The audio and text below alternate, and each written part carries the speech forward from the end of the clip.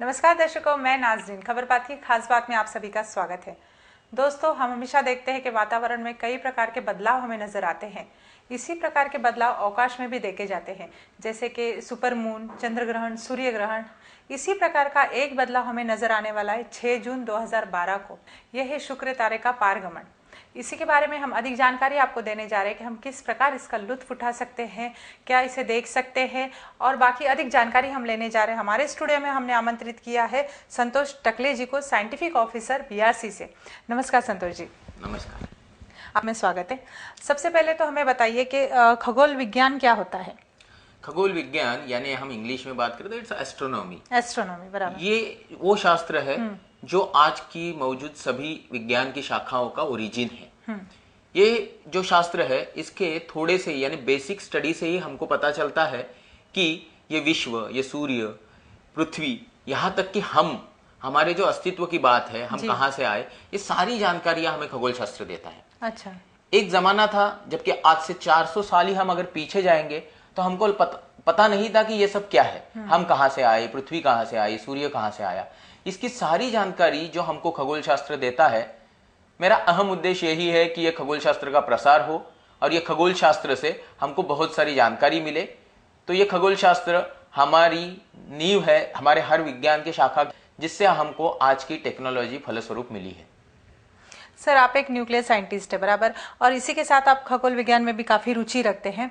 इसी के अंतर्गत आप कई जगहों पर फ्री में खुद के खर्चे से लेक्चर्स देते हैं। किस तरह पॉसिबल हो पाता है? ये सिर्फ एक रुचि के कारण है कि आप चाहते हैं कि ये जो ज्ञान है ये लोगों तक पहुंचे?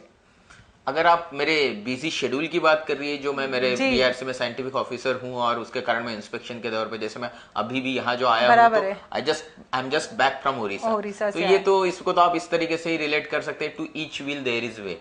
मुझे साइंस मतलब जो विज्ञान प्रसार है, और दूसरा जो उसी से रिलेटेड मुद्दा है अंधश्रद्धा निर्मूलन, ये दोनों चीज में बहुत दिलचस्पी है। नेचर से भी बहुत लगाव है। मैंने जैसे शुरुआत में ही आपको बताया कि खगोल शास्त्र आज के हर चीज की नींव है। वो एक एक्सप्लेनेशन है जो हमको हर चीज के बारे में जानकारी दे रहा है। मैं चाहता हूं कि लोगों को साइंस समझे, साइंस लोगों को समझेगा तो साइंस जैसे उनके जीवन में आएगा तो उनको पता चलेगा कि जो भी उनकी अननेसेसरी धारणाएं हैं, जिसको हम अंधश्रद्धा बोल सकते हैं, जिसका कोई साइंटिफिक बेस नहीं है, तो ये दोनों साथ के काम है जो मुझे पसंद है, विज्ञान प्रसार और अंधश्रद्धा निर्मूलन। और इसी के चलते मैं जितना हो सके उतना वक्त निकालता हूँ। लोगों को ये पसंद भी है, तो यही वजह है।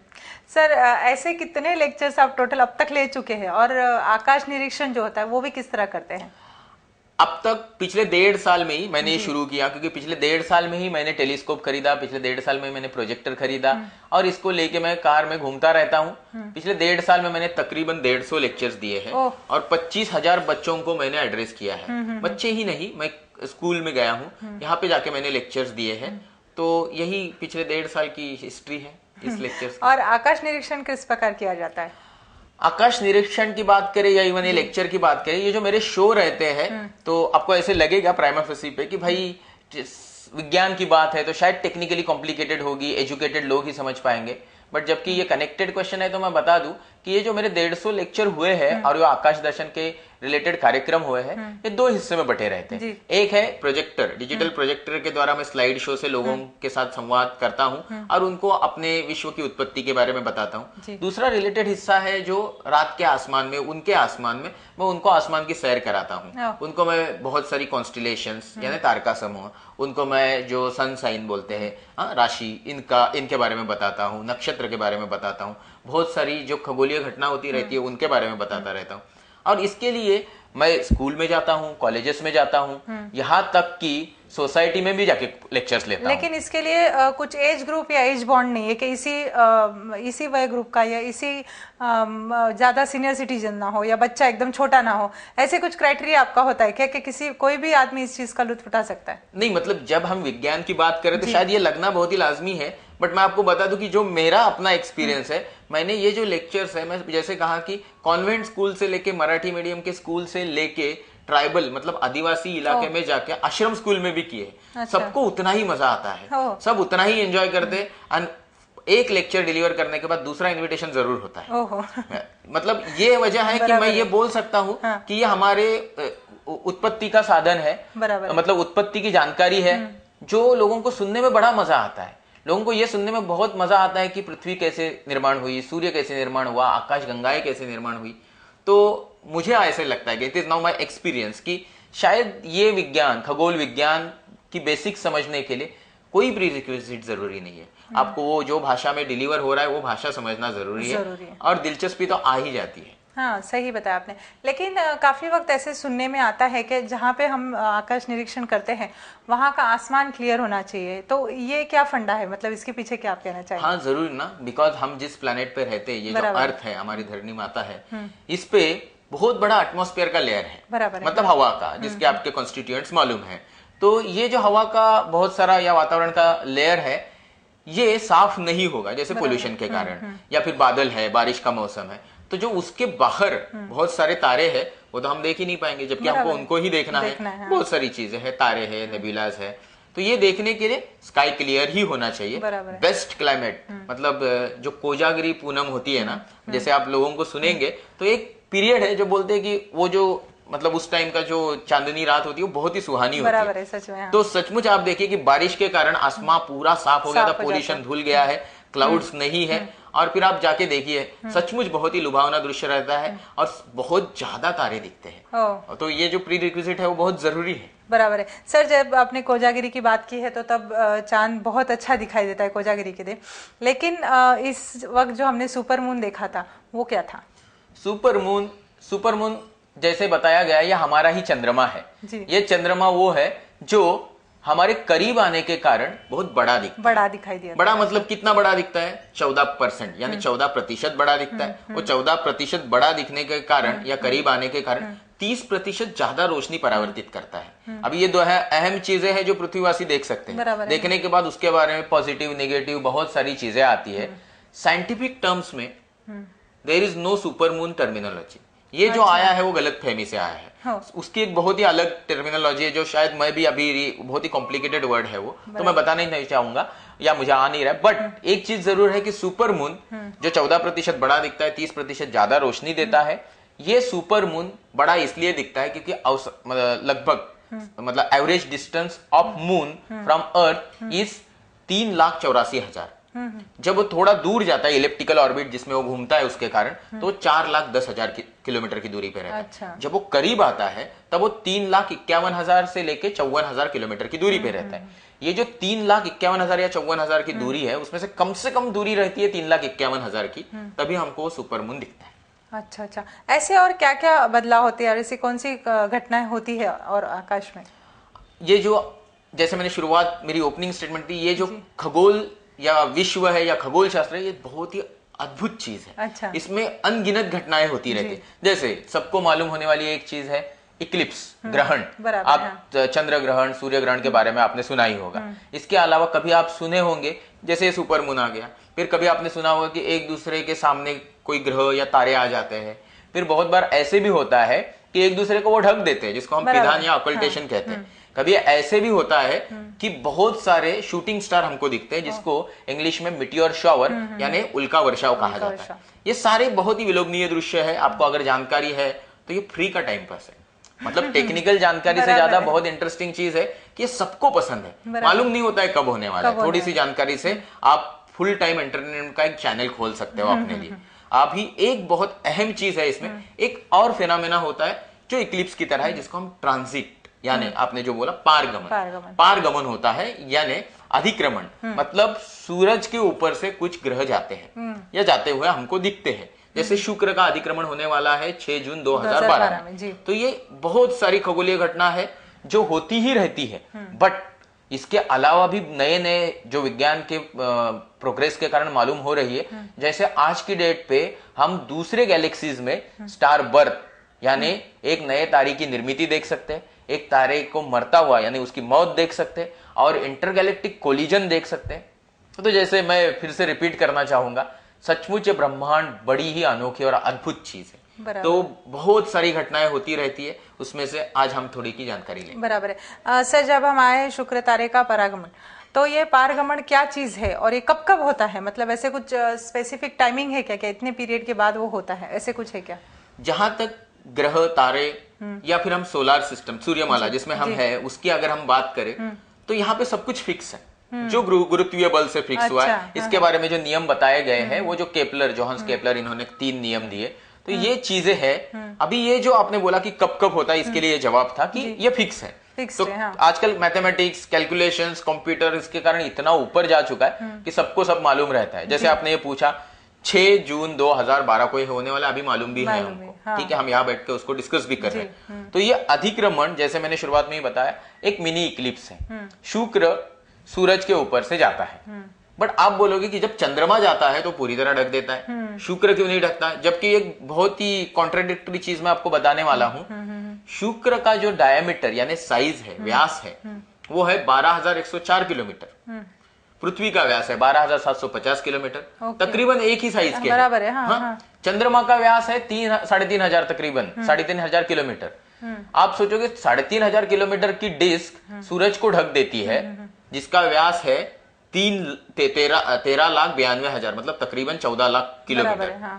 तो ये कैसे होता है? ये होता है क्योंकि डिस्टेंसेस, चंद्रमा हमसे, मैंने जैसे बताया, औसतम 3,84,000 किलोमीटर की दूरी पे है, बट जो शुक्र है वो 5 करोड़ यानी 500 लाख किलोमीटर की दूरी पे है। तो अभी आपको समझ सकते हैं कि चंद्रमा पूरी तरह सूरज को ढक देता है, जबकि शुक्र प्लैनेट या शुक्र ग्रह जब सूरज के ऊपर से या अर्थ और सूरज के बीच में आ जाता है, जिसको कंजक्शन यानी अंतर्युति कहते हैं, तो वो जाते हुए आपको दिखेगा, एक छोटा बिंदु दिखेगा बस।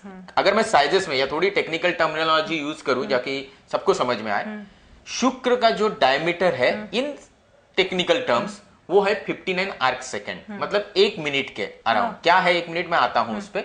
सूरज का जो डायमीटर है एंगुलर टर्म्स में वो है 1890 आर्क सेकेंड। ओके, मतलब 31 मिनट्स के अराउंड। अभी आप सोचिए कि मुझे जो सुबह में या दोपहर में सूरज दिखता है, वो सूरज जो डिस्क है, वो डिस्टेंस को आप पकड़ी के, इसको मैं 30 मिनट्स बोल रहा हूं या 31 मिनट्स बोल रहा हूं, उसमें से जो 1 मिनट है, मतलब उसका जो 132वां हिस्सा है या 131वां हिस्सा है, वो आपका शुक्र है।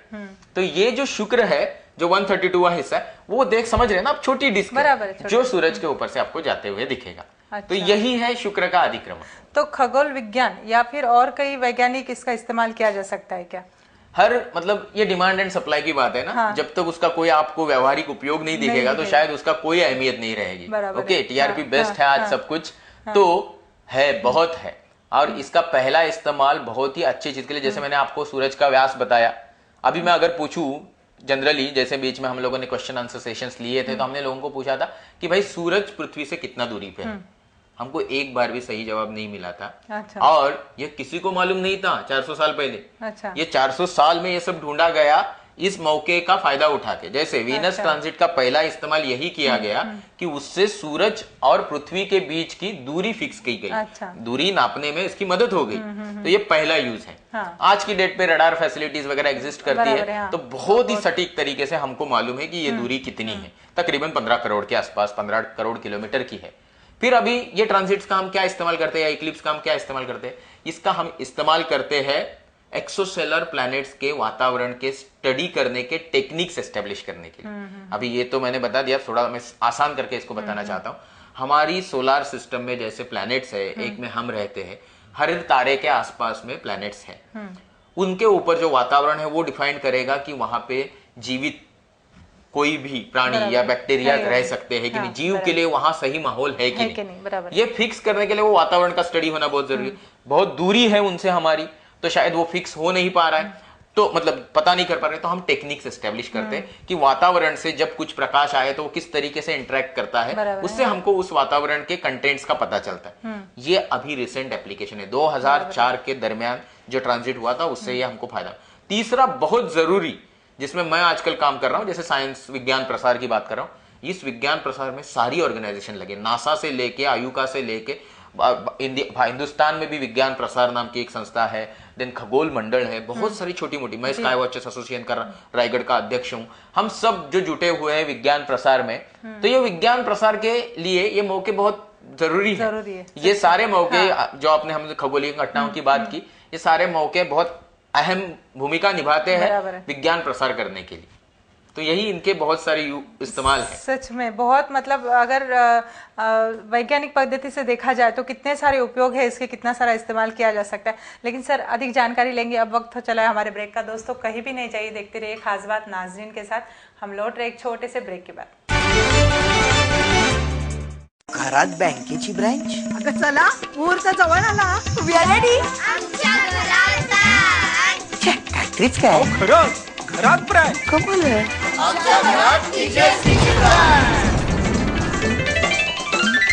आता टीजीएस बीतलं खातं तुम्ही इंटरनेट आणि मोबाईल वापरून घरातूनच ऑपरेट करू शकता. कारण आता आपली टीजीएसबी मध्ये सुद्धा आहे इंटरनेट बँकिंग, SMS आणि RTGS NEFT सेवा. अरे वा, आता banking is no tension.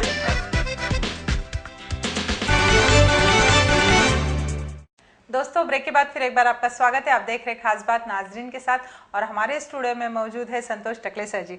Sir, हमें 6 जून 2012 में जो शुक्र का पारगमन होने जा रहा है, उसी के बारे में और विस्तार में जानकारी बताइए। एक्चुअली हम उस पर अभी तक बात किए ही नहीं। तो शुक्र का जो पारगमन है यानी अधिक्रमण है, ये बहुत ही रेयर यानी दुर्मिल घटना है खगोलीय घटना में। मतलब आप ऐसे बोल सकते हैं कि ईस्वी सन पूर्व 2000 से लेके आने वाले 4000 तक 6000 साल में सिर्फ 81 बार 81 times this is going to happen.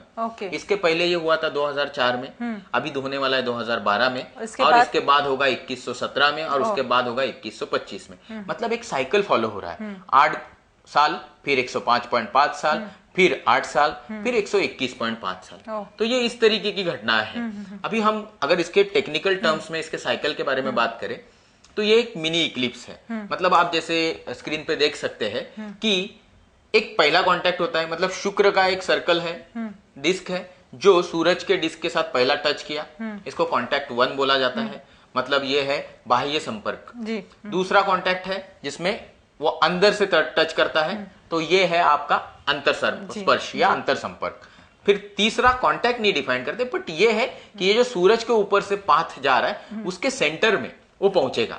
Okay, that is maxima. Okay, जिसमें एक टर्म है कि एंगुलर सेपरेशन सूरज और शुक्र के बीच में कम से कम होता है। इस बार वो 554 मतलब 554 आर्क सेकेंड का है। फिर तीसरा कांटेक्ट आएगा जब ये छूटेगा, तो जिसको हम बोलेंगे अंतर्मोक्ष और बाह्य मोक्ष। इंग्लिश टर्मिनोलॉजी इसकी ingress exterior, ingress interior, maxima, then egress interior और ईग्रेस सुपेरियर है।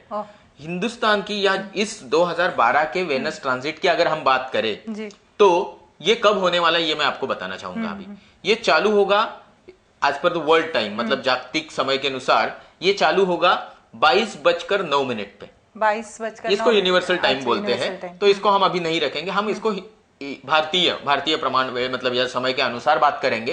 तो सुबह 3:40 पे चालू होगा। मैंने जो दूसरा कांटेक्ट बोला वो उसके हिसाब से शुक्र जो है वो 4 मिनट्स प्रति आवर ये डिस्टेंस के हिसाब से सूरज के ऊपर से जाएगा। ये पूरा इवेंट 6:30 मतलब 6 घंटा 40 मिनट के आसपास चलेगा। इस दरमियान मैंने जैसे बोला कि 3:40 पे चालू होगा और 10:19 पे छूटेगा। 7 बजे के आसपास ये पूरा मतलब जो मिनिमम एंगुलर सेपरेशन पे है तब वहां पे होगा। तो ये सुबह के 7 बजे की बात करें, मैं सुबह के 7 बजे का। तो मतलब यहाँ आपको एक जरूर महसूस होगा कि हम प्रथम 2 जो कांटेक्ट है, कांटेक्ट 1 कांटेक्ट 2 जो जब घुसा मतलब शुक्र ने सूर्य के अंदर एंट्री मारा डिस्क के अंदर, वो हम नहीं देख पाएंगे। बट वही अगर हम थोड़ा मैं आपको ईस्टर्न छोर पे लेके जाता हूँ, भारत के पूर्वी सीमा पे लेके जाता हूँ जहाँ पे उड़ीसा है। सपोज मैं आप और मैं भुवनेश्वर में है उस दिन, तो जो सूरज 6:01 पे पनवेल में सूर्योदय होने वाला है वो ओडिशा में 5:07 पे होगा, क्योंकि अर्थ इस तरीके से घूमता है, वो ईस्टर्न साइड है, वहां पे जल्दी सूर्योदय होता है। तो वो लोग इस चीज को थोड़ी ज्यादा देर तक देख पाएंगे, 5 बजे से लेके 10:19 तक देख पाएंगे। मतलब अगर हम उसी तरीके से ईस्टर्न तरफ चलते रहे अपनी दुनिया में तो शायद ऐसा मौका आएगा कि हम पहला दूसरा कांटेक्ट भी देख पाएंगे। तो जैसे इसी को बोलते हैं विजिबिलिटी। जैसे आप अभी स्क्रीन पे देख रहे हैं, स्क्रीन पे दिखाया जा रहा है कि आपको कहां पे कब ये शुक्र का अधिक्रमण या पारगमन दिखेगा। आप देख सकते हैं भारत से लेके दक्षिण अफ्रीका के पूर्वी इलाकों से लेके मिडल ईस्ट तक यह सब जगह सूर्योदय के समय पारगमन जो है वो चालू रहेगा। जबकि आप हमारे ईस्टर्न मतलब हमारे या दुनिया के ईस्टर्न छोर पे चले जाए तो वहां पे सूर्योदय से सूर्योदय के बाद वो चालू हो जाएगा और आपको दिखता रहेगा। हाँ। मतलब उस इलाके में जैसे आपको दिखाया जा रहा है कि सनराइज से लेके पूरा खत्म होने तक हमको वीनस ट्रांजिट दिखेगा। कुछ जगहों पे सूर्योदय जब चालू होगा तभी वहां पे ट्रांजिट चालू रहेगा, कुछ जगहों पे बिल्कुल नहीं दिखेगा। जैसे दक्षिण अफ्रीका के जो नीचे वाले हिस्से हैं वहां पे वो बिल्कुल नहीं दिखेगा। पुर्तगाल, स्पेन में ये बिल्कुल नहीं दिख पाएगा। वही अगर हम दक्षिण अमेरिका के पश्चिमी बात करें तो वहां पे आपको ये 5 तारीख की शाम को दिखेगा। सूर्यास्त के समय ये चलता रहेगा, मतलब उनको कांटेक्ट 3 और 4 नहीं दिख पाएंगे। हाँ। तो ये इस तरीके से पूरा है विश्लेषण। तो आपको तैयार रहना है सुबह 6:01 पे जब आपका सूरज आएगा तो आपको वहां ट्रांजिट देखने मिलेगा। सर ये मतलब काफी इतनी डीप जानकारी है ना, ये सब जानकारी किस तरह हासिल की, क्या बहुत दिक्कतें आई इसमें और कौन कौन से शास्त्रज्ञों ने ऐसे इसको हासिल करने में मदद की है? जैसे आपके सवाल का डायरेक्ट उत्तर तो यही है कि जोहान्स केपलर से लेके क्रैबट्री है, हॉरॉक्स है, ऐसे कई लालांडे है, ले जेंटिल है, गैसेंडी है, कई शास्त्रज्ञ मतलब जो भी खगोल विज्ञान से रिलेटेड है उन्होंने इस चीज पे संशोधन किया है। तकलीफों की बात करें तो ये विज्ञान जहां आज खड़ा है, जहां मतलब अनबीटेबल पोजीशन पे इंसानी सभ्यता और ये जो विज्ञान टेक्नोलॉजी खड़ी है वो किसी के मेहनत पे, किसी के कुर्बानी पे ही खड़ी है। एक किस्सा बताता हूँ। ले जेंटिल नामक एक शास्त्रज्ञ थे, वो निकले तो जरूर 8 साल की समुद्र सफर के बाद, वोयाज के बाद वो पौंडीचेरी पहुंचे। ये शायद 17वीं सदी की बात है या 18वीं। पहुंचे जरूर, बट पौंडीचेरी में उस टाइम पे बारिश हो रही थी, तो बादलों के चलते और बारिश के माहौल में वो देख ही नहीं पाए। 8 साल की वो वुडन शिप से सेलिंग करते हुए पहुंचा हुआ आदमी, उसके काफी सहयोगी उसमें मर गए थे। उन्होंने खुद ने अपना घर बार, बीबी तक गंवाई। Everything he has lost, but उससे काफी चीजें आज सामने आ रही है। तो ये बहुत सारे शास्त्र, जैसे हम हिंदुस्तान का कंट्रीब्यूशन बोले तो शायद 1874 के वीनस ट्रांजिट का प्रिडिक्शन वेंकटेश केतकर जी ने किया था। तो we have lot contribution, but पूरे इंसानी सभ्यता की बात करें तो कुछ गिने चुने लोग जिनको हम वैज्ञानिक कहते हैं या जो साइंटिफिक टेम्परामेंट रखते हैं, इनका काफी मेहनत रही है ये सब इंफॉर्मेशन सच में बहुत कुछ त्याग के उन्होंने हमारे सामने ये सब जानकारी लाई है। सर इतने पूरे हमने देश भर में की जानकारी दी आपने कि किस तरह देखा जा सकता है। अब हम जरा लोकल लेवल पर आके बताएंगे कि पनवेल वासी किस प्रकार और कब इसका लुत्फ ले सकते हैं। आपने मुझे बुलाया है तो मेरा ये उत्तरदायित्व या ड्यूटी है। I take it as a responsibility, duty, everything. मैं पनवेल में अंधश्रद्धा निर्मूलन समिति का अध्यक्ष हूँ। तो अंधश्रद्धा निर्मूलन समिति की हमारी टीम ऐसे इवेंट्स के लिए बहुत एक्टिव रहती है। अच्छा। 6 जून की सुबह से जैसे आपको स्क्रीन पे दिखाया जा रहा है उस पते पे आप लोग आ सकते हो और इस चीज का लुत्फ उठा सकते हो। आप एक छोटी चीज कर सकते हो कि हमको एक प्रायर इंटीमेशन देंगे ईमेल या टेलीफोन द्वारा, तो बहुत ही बढ़िया रहेगा ये हमारे लिए। ये तो हो गई आप तक आकर देखने की बात, लेकिन अगर कोई ऐसे भी है जो घर पे रहकर इसका आनंद लेना चाहते हैं तो उनके लिए आप क्या सजेस्ट करना चाहेंगे? मैंने जैसे ही बोला कि ये ट्रांजिट पारगमन एक मिनी इक्लिप्स है, इसको देखने के लिए कैसे देखना, इससे ज्यादा जरूरी है कि आपको क्या सावधानी बरतनी है। पहले आएंगे सावधानी पे, क्योंकि वो बहुत अहम है। ये सावधानी है कि ये इक्लिप्स है तो आपकी आंखों के लिए बहुत ही डेंजरस है। इस दरमियान या कॉन्सेंट्रेटेड फॉर्म में आपके ऊपर जो यूवी या इंफ्रारेड के रेटिना के ऊपर फॉल होके आपका रेटिना परमानेंटली डैमेज हो सकता है। तो पहली अहम सूचना ये है, आपको डायरेक्टली ये इवेंट देखना ही नहीं, सूर्य की तरफ कभी भी डायरेक्टली नहीं देखना है। अच्छा। दूसरा अहम, अगर आपके घर पे बाइनोक्यूलर या टेलीस्कोप है तो उससे डायरेक्टली बिल्कुल ही नहीं देखना है। मतलब आप अपने आंखों की सुरक्षा के लिए उससे देखेंगे ही नहीं। अच्छा। तो आप बोलेंगे देखेंगे कैसे? देखना है तो आपको जो इक्लिप्स देखने के लिए सिंपल तरीके आप इस्तेमाल करते हैं, सोलर फिल्टर के गॉगल्स आते हैं अच्छे क्वालिटी के, उसको इस्तेमाल करो। टेलीस्कोप से या बाइनोक्यूलर से डायरेक्टली देखना है तो उस पे वो फिल्टर लगा के देखो। तीसरा बहुत ही सेफ और सबके लिए लुभावना ऐसा या सब लोग देख सकते हैं ऐसा तरीका प्रोजेक्शन टेक्निक।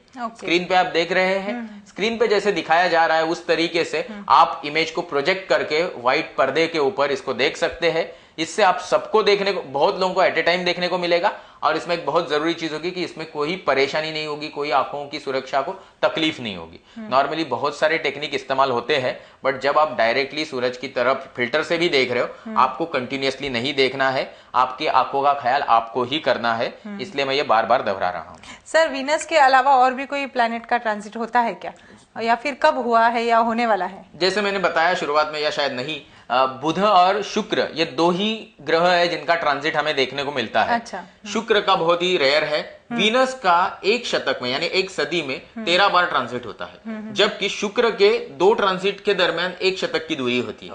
इसके पहले बुध का ट्रांजिट 2003 और 2006 में शायद हुआ था, और इसके बाद 2016 मई में होगा। तो शुक्र के ये 2012 के ट्रांजिट के बाद हमको 2016 का बुध का ट्रांजिट देखने को मिलेगा। अच्छा सर, जाते जाते आखिर में हमें बताइए कि जो लोग मानते हैं कि इक्लिप्स के कई बुरे परिणाम भी होते हैं या दुष्परिणाम होते हैं, तो इसके भी कुछ दुष्परिणाम होते हैं क्या? मैं एक चीज दोहराना चाहूंगा, मैं हमेशा बोलता हूं, मैं साइंस प्रसार करने वाला और सुपरस्टिशन ऑफ इरेडिकेशन, अंधश्रद्धा निर्मूलन का काम करता हूं। साइंस इस बात को काफी बार ठुकरा चुका है, मैं भी यहां दोहरा दूं। इक्लिप्स, सूर्य ग्रहण, चंद्र ग्रहण, इनका कोई भी बुरा असर आप जिस तरीके से अंधश्रद्धालु तरीके से लोग मानते हैं वैसा कोई असर नहीं होता है। स्पेशली ये प्रेग्नेंट लेडीज को कहा जाता है कि कोई चीज कट नहीं करना या हाथ के ऊपर हाथ नहीं रखना, पैर के ऊपर पैर नहीं रखना, ऐसे काफी सारे इंस्ट्रक्शंस घर के बुजुर्गों के तरफ से दिए जाते हैं औरतों को। तो क्या सच में ऐसे कुछ होता है क्या? No, this is all superstition, अंधश्रद्धा। ये सही मायने में अंधश्रद्धा है। अच्छा। इसका कोई इफेक्ट नहीं देखा गया। आपने जब बात निकाली है तो मैं बोल दूं कि जो हमारे सक्रिय मेंबर हैं अंधश्रद्धा निर्मूलन समिति के, इन्होंने काफी बार इक्लिप्स के दरमियान ये सब करके दिखा है। मतलब जो वॉलंटियर्स है जब प्रेग्नेंट थे उन्होंने ये करके दिखाया कि उन्होंने ये एक्टिविटी की है और कुछ भी नहीं हुआ। बिकॉज सी ये चीजें रिलेटेड नहीं, इनका कोई साइंटिफिक बेस नहीं, लॉजिकल नहीं। तो ये जो इतने बड़े सोलर लूनर इक्लिप्स जो है बड़ी चीज है, उसका कोई इफेक्ट नहीं होता है। तो ये तो मिनी इक्लिप्स है, इसका कोई इफेक्ट नहीं होता है। बट एक चीज जरूर कि विज्ञान या ये जो यूनिवर्स है, ये ऐसी खगोलीय घटना से हमको नए नए मौके प्रदान करता है जिससे हम ये विश्व को समझ सकते हैं। बराबर है। संतोष जी हमारे स्टूडियो में आए और सच में काफी, मतलब कोई सोच भी नहीं सकता है कि एक दिन का ये जो भी कुछ प्रोसीजर है एक दिन की है, लेकिन इसके पीछे काफी मेहनत है। जैसे आपने बताया कि कितने वैज्ञानिक इसके पीछे काम कर रहे हैं, इतनी ढेर सारी जानकारी आप लोग इकट्ठा करके दर्शकों तक पहुंचाते हैं। इसके लिए मैं थोड़ा आपको रोक के इधर बोलना चाहूंगा कि आज हम 21वीं सदी में हैं। हम साइंस से, मतलब इवन आपको थोड़ा आप किचन में कट आ जाए तो भी आप बैंडेड लगाते हो, या फिर आपका हार्ट ट्रांसप्लांट होना है तो भी आप डॉक्टर के पास जाते हो, जो साइंस के कारण है। इसके पहले ये सब नहीं था। आज हम पूरी तरह साइंस के कारण ही यहाँ खड़े हैं। We are safe secure life जो जीते हैं। ऐसे में हमको सारी अंधश्रद्धाओं से दूर रहना चाहिए, विज्ञान को समझना चाहिए, साइंटिफिक टेम्परामेंट इनकलकेट करना चाहिए, और इसलिए आपको जरूर साइंस को समझने की कोशिश करना चाहिए। ये खगोलीय घटना का लुत्फ उठाना चाहिए। आपको कोई भी इसमें डाउट हो तो मैं फिर से दर्शकों से और आपसे विनती करूंगा, यू आर मोस्ट वेलकम। आप हमारे यहाँ आइए, हम आपको ये घटना दिखाएंगे और आपको जरूर जानकारी देंगे कि ये घटना होती क्या है। ऐसी कई घटनाएं होती है, तो साइंस समझने के लिए ये मौका हम आपके सामने रख रहे हैं। आप हमसे कांटेक्ट कर सकते हैं। संतोष जी, मुझे पूरी आशा है कि हमारे दर्शक इस चीज़ का फायदा उठाएंगे और ज़रूर आपसे संपर्क करेंगे। हमारे स्टूडियो में आए, हमारे दर्शकों को काफ़ी ढेर सारी जानकारी दी। तहे दिल से आपका शुक्रिया अदा करती हूँ। धन्यवाद। दोस्तों, जैसे संतोष जी ने कहा कि एक दिन की ये बात है, लेकिन आप ज़रूर वक्त निकालिए, इसका लुत्फ उठाइए, लेकिन इसके साथ साथ कुछ प्रिकॉशंस जो सर ने बताए हैं उनका भी ख्याल रखिए। आपको हमारा कार्यक्रम कैसे लगा हमें लिखना न भूले। हमारा पता लिख लीजिए। हमारा पता है खबर बात, चैनल 1, JK प्लाजा, पहला माला, दुर्गा माता मंदिर के सामने, पनवेल। अधिक जानकारी के लिए संपर्क करें 9869009449। और दोस्तों, अपने दोस्त नाज़रीन को दीजिए इजाजत। फिर आऊंगी रात 10:30 बजे लेकर खास बात नाज़रीन के साथ। तब तक के लिए शब बखैर।